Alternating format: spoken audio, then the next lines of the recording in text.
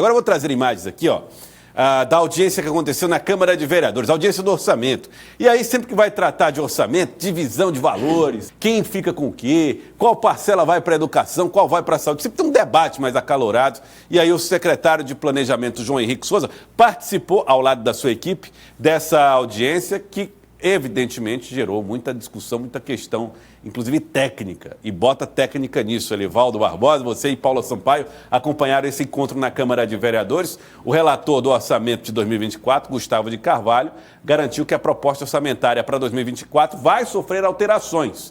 No foco de atenção dos parlamentares estão secretarias como, por exemplo, a Sencasp. Vamos ver. A Sencasp é uma secretaria que precisa ser visto melhor de que forma ela quer tratar esses 80 milhões, porque o que a gente viu nesses 3 anos não foi um trabalho de assistência social que Teresina precisa, Teresina quer. No começo desse ano nós vamos iniciar um inverno muito forte, né? A previsão de chuva já agora para o final de novembro, e a gente quer saber de fato como é que eles vão trabalhar.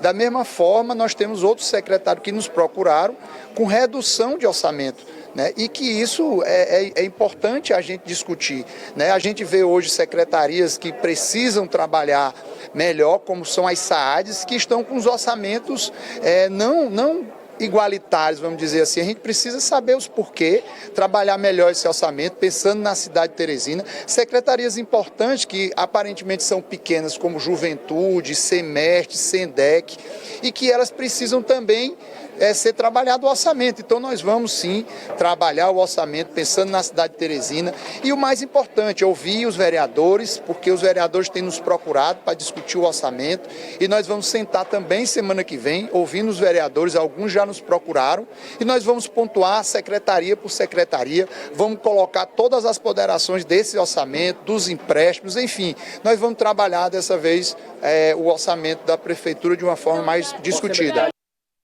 O secretário de Planejamento, João Henrique Souza, que participou das discussões na Câmara, disse que o debate está aberto, o canal de conversa está aberto com os vereadores. Bom, conversar, orçamento e com o parlamento a gente conversa. É para isso que o doutor Pessoa determinou que eu viesse aqui hoje pela manhã, né? Nessa conversa de audiência pública com os parlamentares, com outras pessoas que se manifestaram, para discutir uma estrutura orçamentária. Esse orçamento a prefeitura manda para a Câmara, é uma questão de natureza legal, e quando chega aqui esse orçamento, é óbvio que ele é discutido pelas senhoras e senhores vereadores. Então eu acho que foi uma reunião muito produtiva, muito profícua, e que nós ficamos acertados de que faremos reuniões conjuntas entre a comissão de orçamento e o grupo da Semplan, no sentido de que possamos ajustar aqui e ali alguma diferença ocorrida. Bom, o assunto orçamento está em debate na Câmara de Vereadores. Eu vou trazer aqui comentários do nosso querido Elivaldo Barbosa e da Paula Sampaio, que acompanharam tudo isso. Bom, Elivaldo Barbosa, o debate é sempre muito comum. Agora, é porque a gente sempre imagina que dentro desse cenário mais recente da Prefeitura de Teresina, qualquer debate na Câmara se torna uma grande confrontação, né? Na verdade, é o debate que acaba também ganhando contornos políticos. E não poderia ser diferente. Lá é uma casa política, mesmo analisando questões, temas técnicos, mas o viés político não é perdido. O caso aí do relator é interessante.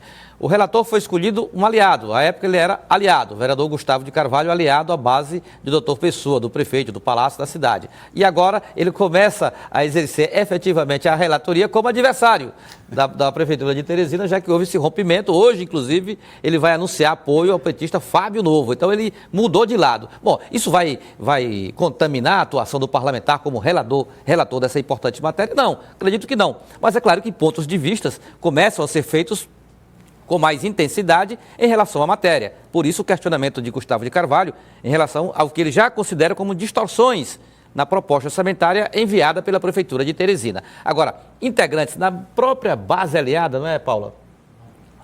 Ao Palácio da Cidade, como, por exemplo, o vereador Joaquim Caldas, que é do MDB e aliado ao prefeito Dr. Pessoa, faz duras ponderações em relação a pastas como a Sencasp, por exemplo. Então vamos ver o que disse Joaquim Caldas. A Sencasp é para ser uma secretaria mais forte do prefeito Dr. Pessoa, já que ele tem uma grande visão social na nossa cidade. Só que na prática não está acontecendo isso, tá certo? A Sencasp tem feito trabalhos soltos na cidade, sem nenhuma evolução social.